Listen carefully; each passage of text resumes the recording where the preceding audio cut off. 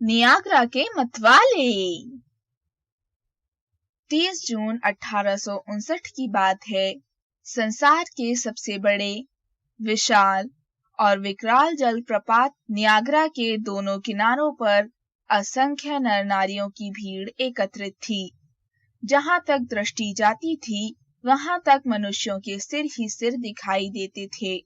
ऐसा प्रतीत होता था मानो सारे अमरीकी जलप्रपात पर टूट पड़े हैं। इस अवसर पर विशेष रेलगाड़ियां और स्टीमर चलाए गए थे और उनमें बैठकर दूर दूर से दर्शक लोग यहां आकर एकत्रित हो रहे थे। जलप्रपात के किनारों पर इतनी भीड़ पहले कभी नहीं देखी गई थी। अवसर ही ऐसा था कि लोग दूर दूर से अपना कामकाज छोड़कर यहां आए थे। नियाग्रा जलप्रपात भयानक गति से दहाड़ता हुआ आता है और एकदम 200 फीट गहरे गड्ढे में जा गिरता है। उसके कोलाहल से दिशाएं गूंजती हैं और उसके तीव्र प्रवाह पर दृष्टि नहीं टिकती। उसी जलप्रपात को एक व्यक्ति 3 इंच मोटे रस्से पर चलकर पार करने वाला था। नियाग्रा जलप्रपात की चुनौती स्वीकार करने वाला यह व्यक्ति जीन ब्लोंडिन नामक एक फ्रांसीसी युवक था। जलप्रपात के आर पार एक 1100 फीट लंबा रस्सा ताना गया था। उस रस्से को कसा रखने के लिए 25-25 गज के फासले पर सहायक रस्सियां बांधी गई थीं और इन रस्सियों को तनी हुई रखने के लिए उनसे रेत के एक मन वजनी बोरे लटकाए गए थे। यह सब प्रबंध इसलिए किया गया था कि बड़ा रस्सा हवा के जोर से हिलने न पाए। दर्शक लोग इस प्रबंध को देखते थे और इस कल्पना से ही कांप उठते थे कि कोई मनुष्य इस रस्से पर चलकर उस जलप्रपात को पार करेगा जिसे दूर से देखते ही कलेजा मुंह को आता है। दर्शक बड़ी उत्सुकता और विकलता से उस समय की प्रतीक्षा कर रहे थे जब एक मनुष्य मृत्यु को चुनौती देकर इस रस्ते पर चलता हुआ दिखाई देगा। सहसा सारा वातावरण तालियों और हर्ष ध्वनियों से गूंज उठा। निश्चित समय पर जीन ब्लोंडिन जलप्रपात के एक किनारे पर रस्से के ऊपर चलता हुआ दिखाई दिया। उसके हाथ में एक लंबा बांस था जिससे वह अपना संतुलन कायम रख रहा था। इस बांस को हाथों में लिए दर्शकों को आश्चर्यचकित करता हुआ पूर्ण विश्वास और सहज भाव से जीन ब्लोंडिन रस्ते पर चलता हुआ जलप्रपात के मध्य तक आ गया। उसके इस साहस और शौर्य को देखकर मनुष्यों के वक्ष गर्व, उल्लास और जोश से फूल उठे, परंतु दूसरे ही क्षण सबके मुंह से एक चीख निकल गई। भय और आशंका से जैसे सारा वातावरण कांप उठा। जीन ब्लोंडिन रस्से पर अपना संतुलन कायम रखने के लिए बुरी तरह छटपटा रहा था, क्योंकि हवा के तेज झोंके के कारण रस्सा जोर जोर से हिलने लगा था। इस क्षण जीन ब्लोंडिन कितना असहाय दिखाई पड़ रहा था। लोगों की दृष्टि अब उस पर से हटकर जलप्रपात पर जम गई थी, जिसका प्रलयंकारी प्रवाह मृत्यु और विनाश का द्योतक बन गया था।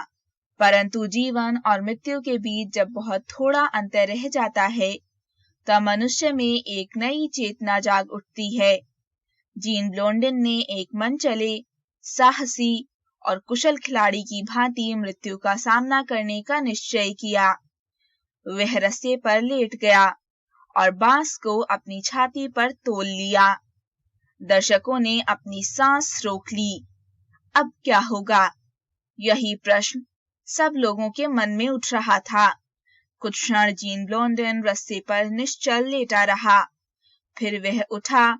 उठकर उसने पीछे को एक कलाबाजी खाई, अपने बांस को पुनः हाथों में पकड़ा और रस्से पर चलता हुआ दूसरे किनारे पर जा पहुंचा। उसने नियाग्रा जलप्रपात पार ही नहीं किया, मृत्यु पर भी विजय प्राप्त कर ली थी। कुछ क्षणों के लिए व्योम में नियाग्रा जलप्रपात के कोलाहल के स्थान पर तालियों और हर्ष ध्वनियों का शोर गूंजता रहा। ब्लोंडिन ने कोई 12 मिनट तक विश्राम किया। अपनी सफलता और दर्शकों के प्रोत्साहन ने उसमें एक नई शक्ति पैदा कर दी। उसने निर्णय किया कि वह एक बार फिर रस्से से प्रपात को पार करेगा और इस बार बांस के स्थान पर एक कुर्सी लेकर रस्से पर चलेगा। दर्शकों के मुंह खुले के खुले रह गए जब उन्होंने देखा कि ब्लोंडिन न केवल आधी दूरी तक जा पहुंचा है, बल्कि प्रपात के मध्य में पहुंचकर उसने अपनी कुर्सी को रस्से पर टिका लिया है और उस पर बैठकर उनका अभिवादन कर रहा है। इन दोनों करतबों को दिखाने में ब्लोंडिन ने केवल 6 मिनट का समय लगाया। ब्लोंडिन ने 4 जुलाई 1859 को पुनः नियाग्रा जलप्रपात को पार किया। इस बार उसके कला कौशल और उसके करतबों ने संसार को चकित कर दिया। प्रत्येक व्यक्ति के ओठों पर यही वाक्य था, क्या मनुष्य इतना साहस कर सकता है? क्या उसमें इतनी शक्ति, क्षमता और कुशलता पैदा हो सकती है? ब्लोंडिन ने जो कुछ कर दिखाया वह सचमुच कल्पना में भी नहीं आ सकता था। पहली बार ब्लोंडिन रस्से पर चलकर जलप्रपात के मध्य तक जा पहुंचा और वहां जाकर वह सहसा रस्से पर सिर के बल खड़ा हो गया। यही नहीं, वह सिर के बल उल्टा खड़े खड़े नाचने लगा। दूसरी बार उसने जलप्रपात के मध्य में रस्से पर कुर्सी और मेज टिकाई और वहीं बैठकर नाश्ता किया। तीसरी, चौथी और 5वीं बार उसने अपने पैरों से क्रमशः टोकरी बांधकर, लकड़ी बांधकर और आंखों पर पट्टी बांधकर जलप्रपात पार किया। अंतिम बार जब वह लौट रहा था तो रात का गहन अंधकार छा चुका था। उसने स्वयं कहकर सर्च लाइटें बुझवा दी थी और सीधा चलने के स्थान पर वह उल्टा चल रहा था। वह फिर भी दूसरे किनारे पर सुरक्षित पहुंच गया। परंतु यह तो प्रारंभ था। 1 मास पश्चात ब्लोंडिन ने फिर जलप्रपात पार करने की घोषणा की। इस बार उसने निश्चय किया कि वह एक आदमी को अपनी पीठ पर लादकर जलप्रपात को रस्से पर पार करेगा। परंतु इस बार उसे कई कठिनाइयों का सामना करना पड़ा।